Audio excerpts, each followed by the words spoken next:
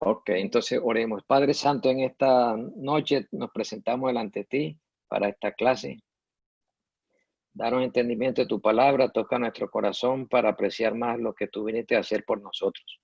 Mira a los hermanos que no han podido entrar, pero te presentamos esta grabación para que puedan alimentarse y aprender.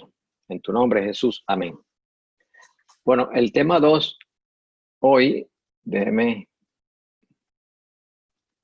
el tema 2 hoy es, como aparece en pantalla, la obra de la cruz. Este es el tema 2 y vamos a considerar 5 puntos. La deuda del pecado necesitaba ser pagada. El verbo se hizo carne, el cordero perfecto, la victoria de la cruz, los beneficios de la cruz. Entonces el tema 2 tiene 5 puntos y a continuación lo vamos a ver y vamos a comenzar con el tema, el punto 1. La deuda del pecado necesitaba ser pagada. O sea, cuando el hombre falló, quedó endeudado con Dios. Dios le advirtió, si comes del árbol que está del conocimiento del bien y del mal, morirás. Y Dios no estaba amenazando porque Dios no amenaza. Dios cumple lo que dice. Él es serio en todo el sentido de la palabra. Así que el hombre moriría físicamente, moriría espiritualmente y moriría eternamente. Entonces, ¿en qué problema se metió el hombre? Y ese problema necesitaba ser pagado, porque la paga del pecado es muerte. Entonces, como pueden ver ahí, todos los hombres se hicieron deudores, todos. Dice que la Biblia que no hay justo ni a uno. No hay quien entienda, no hay quien busque a Dios, todos se desviaron. Romanos capítulo 3 lo dice y el Salmo 14. Y ninguna de las generaciones que vivió después de Adán fue perfecto o nació sin pecado. Dice Romanos 3:23, un verso que conocemos, por cuanto todos pecaron y están destituidos de la gloria de Dios. O sea que no solamente el hombre entró en un problema con Dios, pero el lugar donde Dios lo había puesto, la gloria de Dios, porque Dios hizo al hombre en gloria. El hombre fue destituido de esa gloria. Entonces, ¿qué puede hacer si la deuda del pecado necesitaba ser pagada y todos los hombres pecamos? Entonces, ¿cómo se va a solucionar ese problema? Bueno, la única solución, como leen ahí, sería la encarnación, si se puede usar esa palabra. A veces se usan palabras que quizás no suenen bien, pero es la forma de explicar que Dios se manifestó como hombre. Entonces, la encarnación sería la única solución, no una de varias soluciones, sino la única solución. Así que la deuda del pecado necesitaba ser pagada y solo Dios podía solucionar ese problema. Así que así terminamos este punto 1 y nos vamos para el verbo se hizo carne. Punto 2. Un minutico. Es que a veces entran personas y necesito entrarlas. Bueno, entonces estamos en el punto 2 de esta clase. Le damos la bienvenida al hermano Jeffrey y que recuerde tener el audio apagado. Bien, entonces vemos aquí el verbo se hizo carne. O sea, esa es una de los temas más importantes del cristianismo. La Biblia tiene temas de geografía, de historia, de ciencia, temas de dieta. Sin embargo, el tema más importante y porque existe la Biblia no solo es para verificar que existe un Dios, sino que de tal manera Dios nos amó que dio a su Hijo unigénito. El Verbo se hizo carne. Jesús nació de mujer. Gálatas 4:4 dice que cuando vino el cumplimiento del tiempo, Dios envió a su Hijo. Sí, el decir Dios envió a su Hijo y en otra parte Dios se manifestó en carne no es una contradicción, sino es un complemento. Son terminologías variadas que se usan porque se necesitan usar. Porque no podemos hablar de que Dios nació, de que Dios creció, de que Dios murió. Pero Dios en Cristo, Dios manifestado como hombre, sí nace, sí crece, sí muere, sí es sepultado. Entonces el Verbo se hizo carne y a Jesucristo se le conoció como el Hijo del Hombre para representar su humanidad. Jesús fue 100% hombre. El hermano Eliseo le decía el perfecto hombre. Y también en la Biblia se le dice el Hijo de Dios. O sea que el Hijo del Hombre se refiere a su humanidad, aunque es un término mesiánico, y el Hijo de Dios se refiere a su divinidad. Jesús era tanto hombre como Dios. Entonces, Jesús usó más el título Hijo de Hombre, lo usó más que Hijo de Dios, porque Él no vino para ser servido, sino para servir. Entonces podemos ver que la misión de Dios al venir aquí sería mantenerse sin pecado para luego entonces dar su vida en expiación por el pecado. Jesús, un hombre santo y vencedor. Podemos decir aquí que, un minutico, que alguien viene más.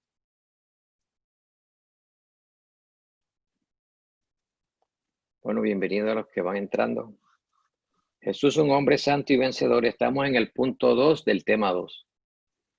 El Verbo se hizo carne. Un hombre santo y vencedor. Satanás hizo todo lo que pudo para tratar de llevar a Jesús al pecado, porque como Jesús era la solución,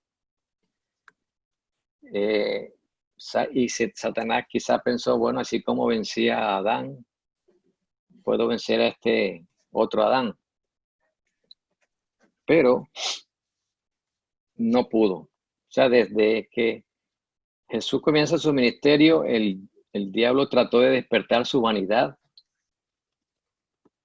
¿Se acuerdan que el diablo dijo, si eres hijo de Dios, tírate abajo, porque escrito está, a sus ángeles mandará para que te guarden? O sea, despertar la vanidad, despertar la duda en su corazón hasta el sufrimiento extremo de la cruz. O sea, el diablo usó todas las estrategias posibles para hacerlo caer. Pero Jesús no solamente era santo como hombre en los días de su carne, sino también vencedor.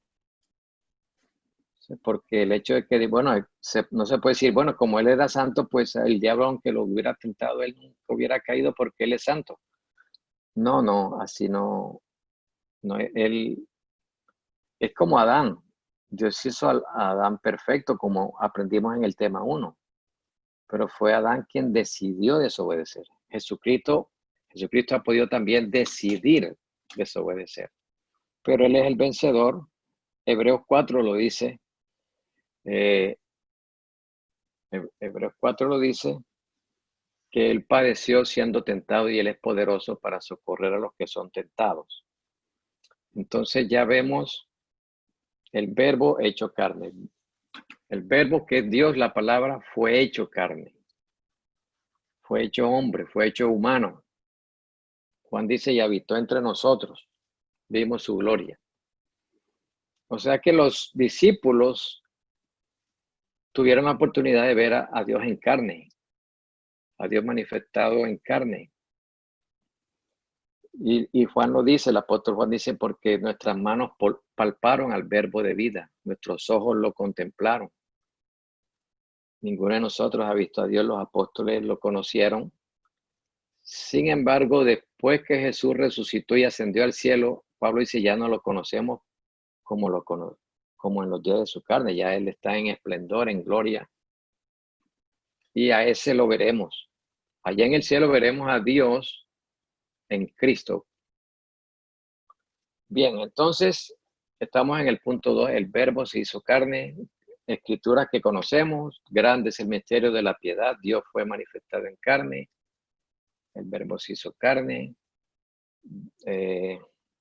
Bien, podemos irnos al punto 3, que es el Cordero Perfecto. Hermano Germán, perdón que la interrumpa. Sí, Pues, adelante. ¿se puede hacer preguntas ahorita o al final? Sí, si quiere hacerlo, si es del mismo tema, sí. Sí, solamente una cosa que caigo en cuenta. Ahorita que usted comenta sobre Jesús siendo el hombre perfecto, como lo refería también el hermano Eliseo, da a entender entonces que cuando el Señor crea a Adán, obviamente lo crea a su imagen y semejanza, a la plenitud, al 100% de la capacidad del hombre. Y entonces ya por causa del pecado, nunca en la historia volvemos a ver al hombre en ese estado, ¿no? de rectitud, de perfección, hasta Jesucristo. Correcto. Ok. Sí, siga. No, puede Eh, seguir. Perdón, entonces, no, era como quería, si estaba pensando esto bien. Sí, por eso a Jesús se le llama el postrer Adán. El primer Adán de la tierra terrenal. El postrer Adán, que es el Señor. ¿Por qué postrero? Porque ya no se necesita otro. Si hubiera, bueno, si hubiera fallado, estuviéramos perdidos. Pero el postrer Adán dice, significa que es el último. Mientras que hay una parte que dice que el primer hombre de la tierra, el segundo hombre, es el Señor. ¿Y por qué es segundo y no el último? Porque nosotros somos ahora los Jesús, por decir así, Jesús no fue el segundo y digo,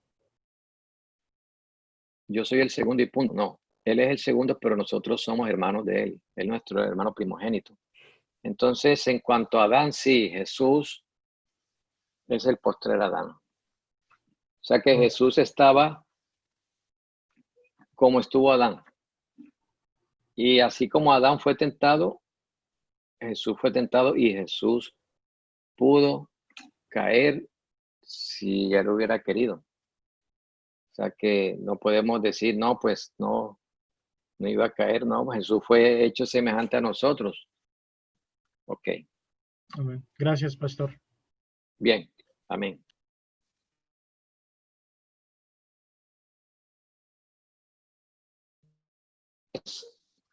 El verbo se hizo carne, ¿verdad? Dios hizo carne. Ahora hablemos de ese verbo ya. El punto 3, perdón que lo puse aquí y lo quité.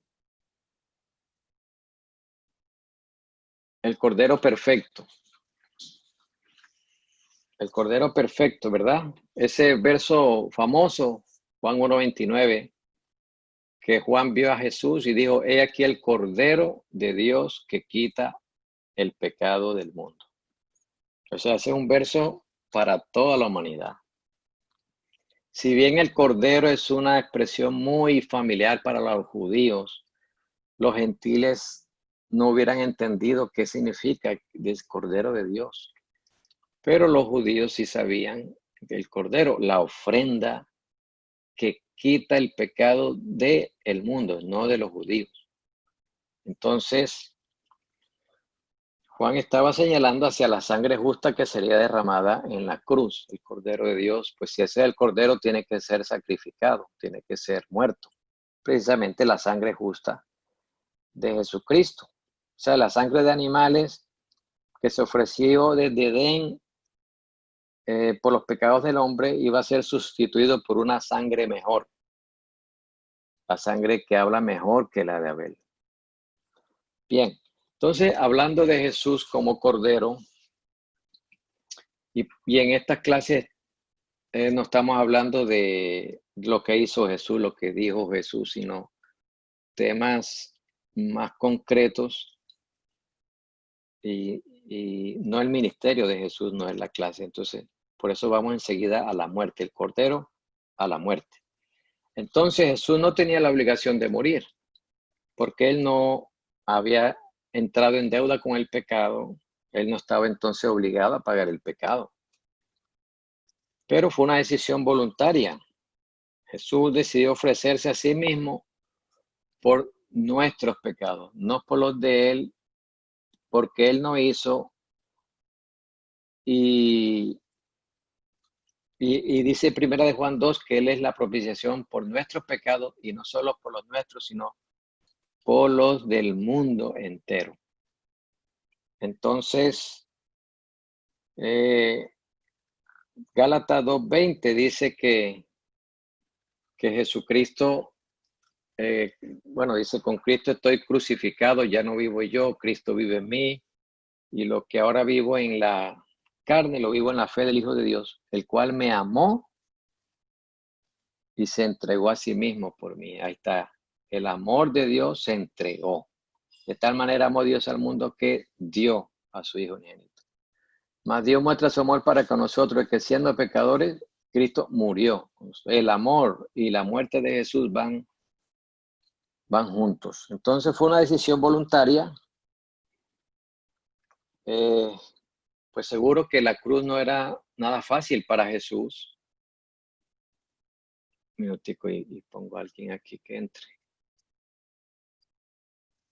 No era nada fácil, pero Jesús no se volvió atrás. Él sabía que la copa era amarga y él dijo en el Getsemaní: Padre, si es posible, aparte de mí esta copa. Si es posible salvar al hombre de otra forma y no de esta.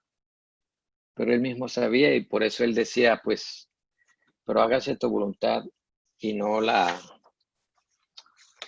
mía. Entonces, fue una decisión voluntaria. No podemos decir que el diablo llevó a Jesús a la cruz. No, el diablo evitó. Él, aunque a veces predicando se dicen cosas, pero que conforme a la doctrina quizás no está correcto. No, Jesús dijo: nadie me quita la vida. Yo soy el buen pastor da su vida por las ovejas. Nadie me quita la vida, yo mismo la doy. Tengo poder para darla, tengo poder para volverla a tomar. Entonces fue una decisión voluntaria, totalmente voluntaria, de Él por nosotros. O sea, el Cordero perfecto para presentar la ofrenda perfecta en favor nuestro.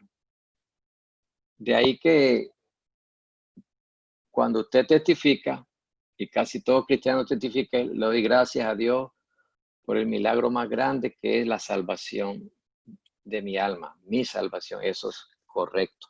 Ese es el beneficio más grande que hemos recibido. Entonces, pues para ser perfecto, nació sin pecado y no hizo pecado. No hizo pecado. Si hubiera hecho sido un fracaso. Y también dice aquí en el punto 3, una sustitución voluntaria. O sea que al Jesucristo aceptar la cruz, estaba ofreciéndose como sustituto de los pecadores. El pecador tiene que morir. Jesús dijo: sí, yo voy a morir.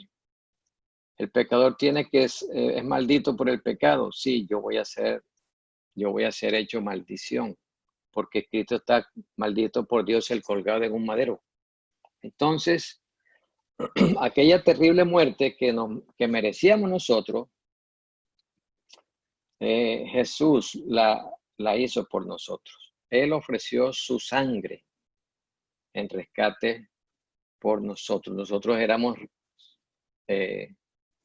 rehenes de Satanás, pero Jesús ofreció su sangre. Por eso cuando Él repartió la Santa Cena, dijo: esta es mi sangre que por vosotros es derramada. Este es mi pan que este es mi cuerpo que por vosotros es partido. O sea, todo lo que Jesús hizo no fue para él decir yo, mire todo lo que yo puedo hacer. No, usted y yo estamos ahí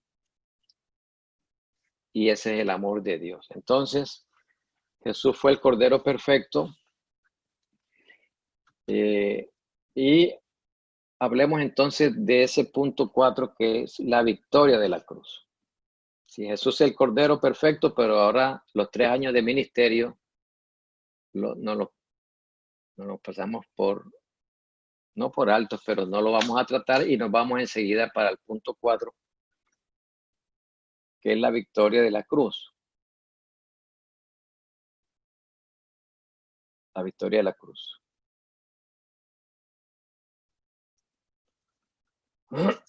Bueno, muchos vemos en la cruz como un símbolo de derrota, debilidad, ¿verdad? Porque bueno, ahí está Jesús, le están golpeando. Ahí está como un criminal, es llevado a la cruz y lo van a matar, Sí, humanamente pareciera un símbolo de derrota, pero Pablo dice que la palabra de la cruz es poder de Dios. Minutico. La palabra de la cruz es poder de Dios para salvar a todo aquel que cree. Entonces, hay que ver que, por eso yo digo, no fue el diablo el que llevó a Jesús a la cruz, porque el diablo sabía, dice, 3 años me ha vencido y ahora en la cruz me va a dar el golpe final. Entonces, ahora es bueno saber, aunque este no es el tema, que yo pienso que el diablo no sabe todo y el diablo no sabía si Jesús iba a vencer o a ser derrotado. Entonces yo pienso que el diablo tenía alguna esperanza y dice, de pronto la muerte lo mantiene ahí, pero porque él no sabe todo. Entonces, lo que parecía una gran victoria para el infierno, si se puede decir, la muerte de Jesús murió, ese sería la derrota del mismo diablo. Con la muerte de Jesucristo, el precio de la salvación fue pagado. Entonces, hablando de la victoria de la cruz, este punto, la última tentativa para llevar a Jesús a pecar, es posible, ¿verdad? Que Satanás quiso que Jesús fracasara en la tentación,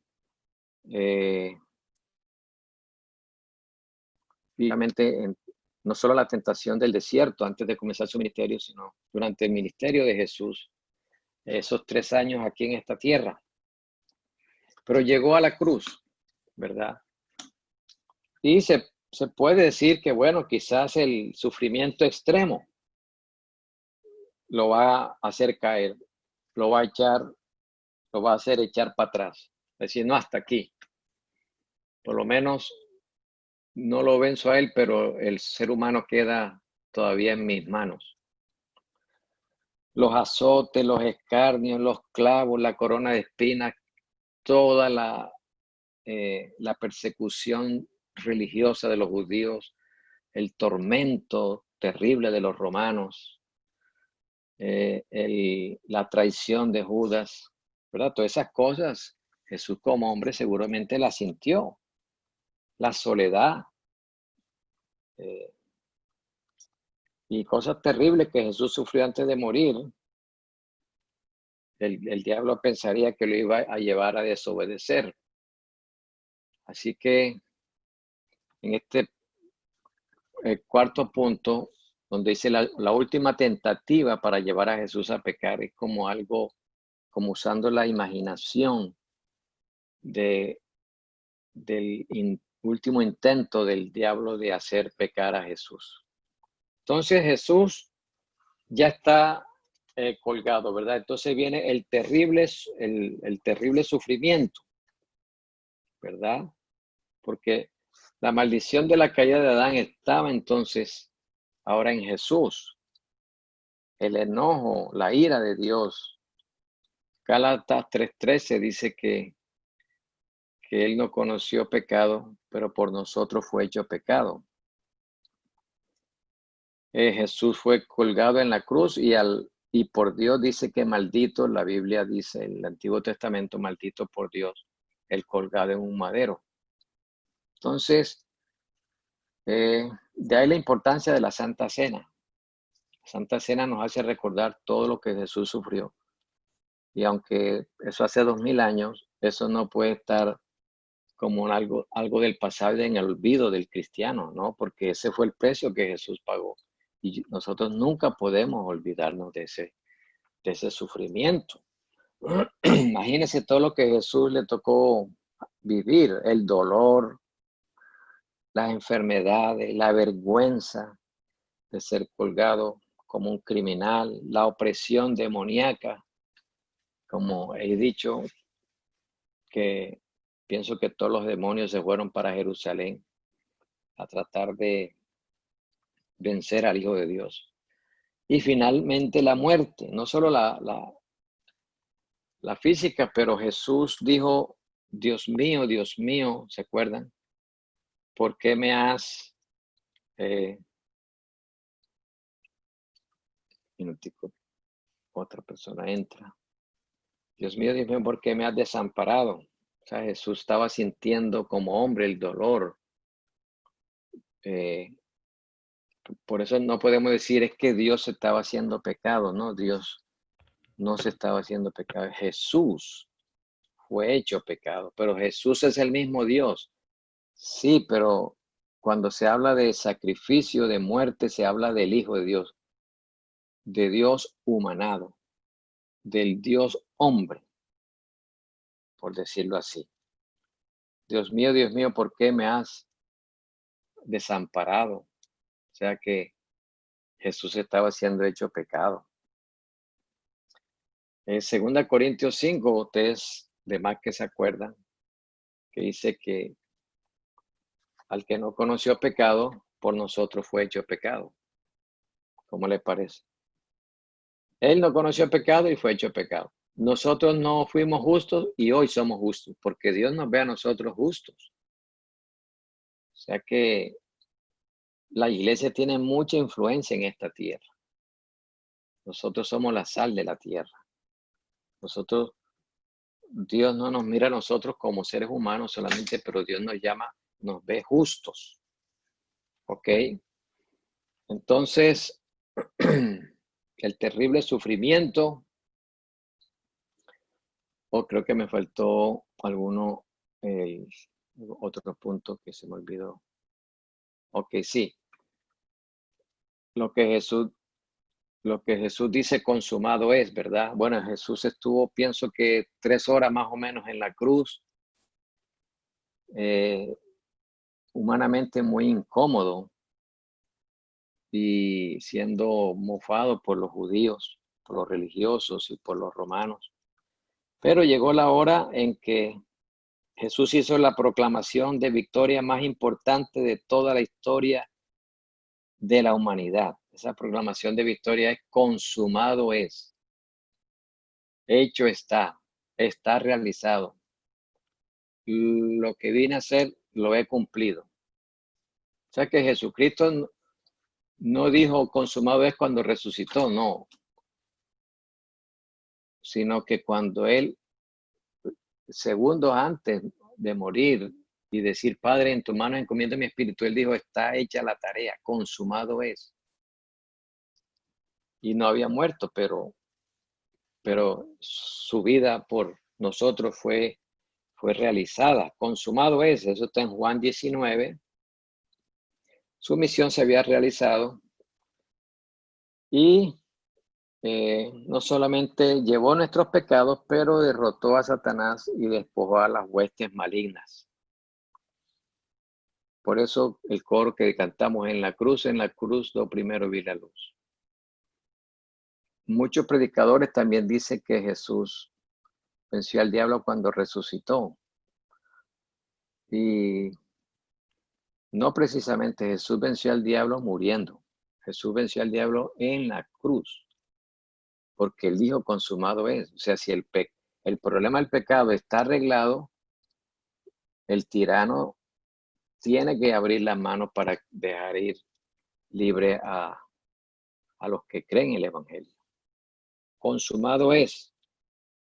Entonces, el postrer Adán no fue seducido como el primero. Jesús venció porque fue obediente en todo y pasó por la vida sin contraer la deuda de la rebelión. Consumado, esas son palabras de victoria. Quizás no las pudo decir con mucha fuerza porque estaba dando su vida, pero gracias a Dios porque su tarea fue cumplida. Entonces, ya para terminar este punto 4, la victoria sobre la muerte. Claro, Jesús murió y ¿qué pasó? Fue sepultado. También, ¿cómo iba a vencer la muerte? Resucitando. O sea, la muerte no la venció nunca muriendo. No, la muerte se vence resucitando. O sea, en los 3 días Jesús estuvo sepultado y la justicia divina fue satisfecha, la ofrenda por el pecado fue aceptada. Y no era posible que las cadenas de la muerte lo detuvieran. Entonces, eso dice Hechos 2:24, por cuanto era imposible que fuese retenido por la muerte. Así que Jesús resucitó, tomó las llaves de la muerte, del infierno. Y como dice Romanos 1:4, Él fue declarado Hijo de Dios. La victoria sobre la muerte estamos hablando. Él fue declarado Hijo de Dios con poder por la resurrección. O sea, la resurrección de Jesús fue la máxima expresión de que Jesucristo era el Hijo y es el Hijo de Dios. Que es una doctrina fundamental. Así que al resucitar, pues Jesús tiene toda autoridad en el cielo y en la tierra. De ahí la tarea, ¿no? Y hacer discípulos a todas las naciones. Y predicar el evangelio a toda criatura. Y Romanos 4:25 es importante. Jesús murió por nuestros pecados y Jesús resucitó para nuestra justificación. O sea que es importante que Jesús resucitara para justificarnos. ¿Cómo nos va a justificar un muerto? Supongamos que Jesús murió y hizo una tarea bien, excelente, pero que quedó muerto. Entonces, ¿y dónde está nuestro Salvador? No, Él hizo todo, pero Él murió y ya. No, pero Jesús resucitó para demostrar que su sacrificio fue perfecto y que Él hoy vive para interceder por nosotros. Entonces, por eso se le llama la victoria de la cruz. La victoria de la cruz. Y el último punto que tenemos aquí en esta clase hoy es, aquí está, los beneficios. Los beneficios de la cruz. Muchos beneficios, pero solamente vamos a considerar esto. El primero que aparece es regeneración. O sea, Cristo es la raíz de una nueva raza. En Adán, por Adán somos adámicos. Por Jesús hemos nacido de nuevo. Somos regenerados. La regeneración quiere decir el nuevo nacimiento, nacimiento de arriba. El que no nace de nuevo, el que no nace de agua y de espíritu. Entonces, ese es los beneficios de la cruz. O sea que uno es regenerado cuando uno escucha el Evangelio y el Evangelio se trata de la cruz de Cristo. El Evangelio no es ven a la iglesia y ya. No, el que viene a la iglesia y no entiende que Jesús murió por sus pecados está perdido. Es un religioso.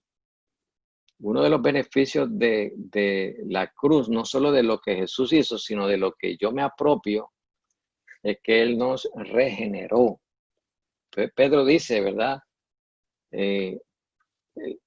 Que fuimos hechos partícipes de su naturaleza. Entonces es un beneficio, la regeneración. El otro que aparece es la adopción. Y este versículo que conocemos mucho, ¿verdad? Los suyos vino, los suyos no le recibieron.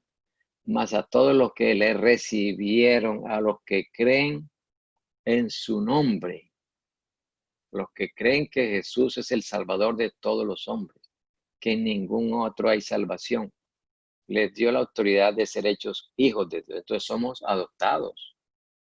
Gracias a que Jesús, aunque ese verso está en Juan 1 y Jesús no había muerto,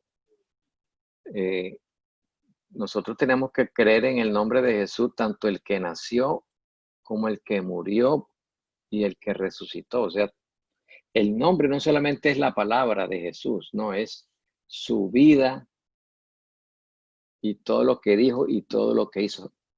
Todo lo que Jesús hizo y dijo está en el nombre.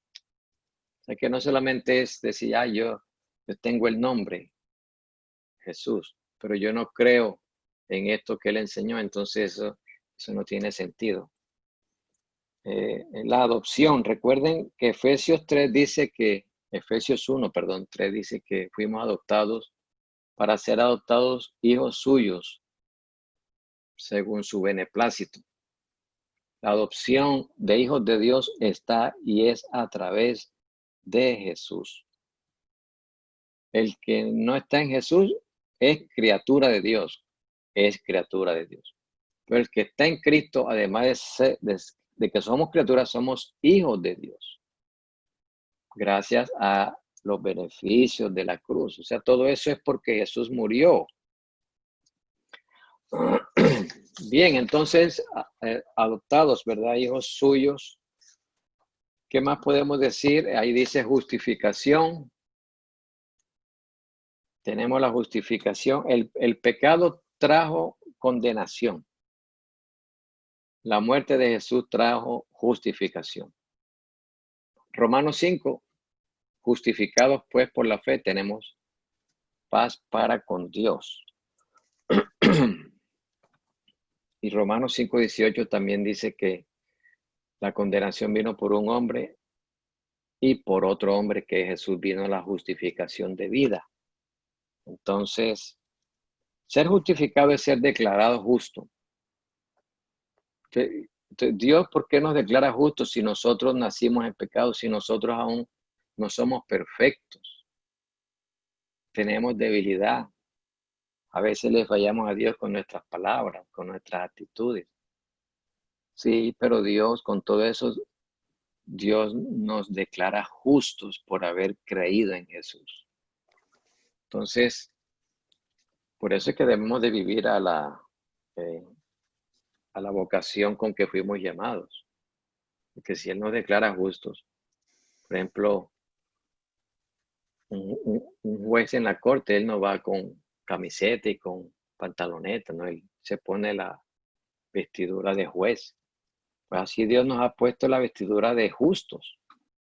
Justificados por la fe tenemos paz para con Dios. Bien, ¿qué más hizo el Señor muriendo por nosotros? ¿Qué otro beneficio tengo? Liberación. ¿Verdad? La maldición del pecado quedó sin efecto en la cruz para los que creemos en él. Gálatas 3:13. Déjame leerlo para que Gálatas 3:13 dice que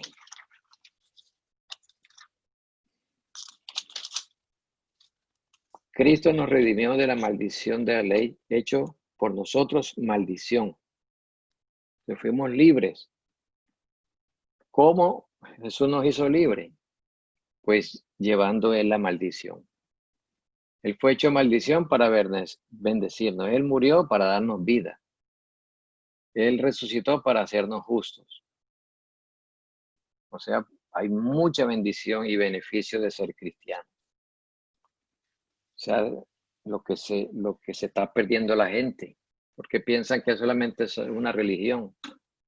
Quizás también se pensaba, algunos de nosotros pensábamos eso hasta que vino Cristo. Entonces nos libertó para tener esa vida en abundancia, como dice Juan 10:10.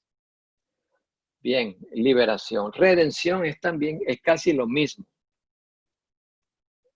Solo que el término redención tiene que ver es con el pago de un precio. ¿Sí? Liberación y redención es casi lo mismo. Pero redención ya se le añade un valor monetario, un precio. Entonces, eso es la sangre de Jesucristo. Por su sangre somos redimidos. Jesús, su vida o su sangre fue el precio que pagó para redimirnos. Y que quede claro, Jesús no le estaba pagando al diablo para redimirnos. Jesús le estaba pagando a Dios, porque la ira de Dios se tenía que cumplir, entonces Jesús murió. La paga del pecado es muerte. Bueno, Jesús murió. Entonces, Jesús estaba haciendo la ofrenda por los pecados. Y en 1 Timoteo 2:6 dice que hay un solo Dios y hay un solo mediador entre Dios y los hombres, Jesucristo, hombre, el cual se dio a sí mismo en rescate por todo. Eso es redención. Jesús se dio. ¿Cuál fue el precio que Dios usó para salvarnos? La vida de Jesús. La sangre de Jesús. ¿Sí? Cuando usted escucha la sangre de Jesús,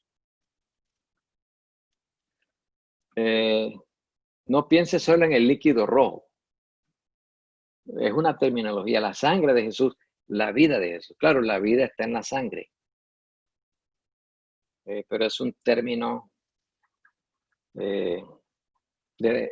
es un término bíblico, es un término teológico, la muerte de Jesús, la vida de Jesús. Perdón, la vida de Jesús, la sangre de Jesús. Entonces, por eso Él nos redimió, Él nos compró. Por eso dice 1 Corintios 6:20 que Él nos compró. Por eso tenemos que servirle a Dios en nuestro cuerpo, porque Él nos compró. 1 Corintios 6:20 lo leo para no fallar ninguna palabra. Dice, porque habéis sido comprados por precio. ¿Cuál fue el precio? Su sangre, su vida. Glorificad pues a Dios en vuestro cuerpo y en vuestro espíritu, los cuales son de Dios. Y finalmente, como está ahí en el... bueno, estos puntos que les mostré aquí en la computadora, se los voy a mandar después, ¿ok? Para que se les quede. Y el último punto que aparece es la reconciliación. O sea, la primera cosa que pasó cuando Jesús murió, ¿qué pasó? La tierra tembló. ¿Qué más pasó? El sol se oscureció. ¿Qué más pasó? El velo del templo se rasgó. El velo de separación entre Dios y el hombre. La enemistad se derribó y la reconciliación fue hecha entre Dios y nosotros. El pecado que separaba al hombre de la presencia y comunión con Dios fue destruido por la sangre de Jesús. Eso lo dice Romanos 5:10. Si siendo enemigos fuimos reconciliados por Dios, ahora siendo reconciliados seremos salvos de la ira de Dios. Así que, y el último verso en esta noche para terminar la clase está en 2 Corintios 5. Usted lo puede leer con más calma. Dios estaba en Cristo reconciliando consigo al mundo, no tomándoles en cuenta a los hombres sus pecados, y nos encargó a nosotros la palabra de la reconciliación. O sea, Dios nos reconcilió y nos dio, ya estamos reconciliados, nos dio la palabra para los que no conocen a Dios. Y miren lo que dice el verso: os rogamos en nombre de Cristo, reconciliaos con Dios. O sea que cuando usted le está hablando a un alma, es Dios rogando. Mira, arrepiéntete, mira, reconcíliate. ¿Ok? Bien, entonces así llegamos al final de esta segunda clase. Estos 5 puntos, repásenlo, es doctrina que conocemos y la puedes repasar para mantenerla ahí en su mente. Bien, no sé si hay preguntas. ¿Puede abrir el micrófono? Amén. Que les bendiga. Amén.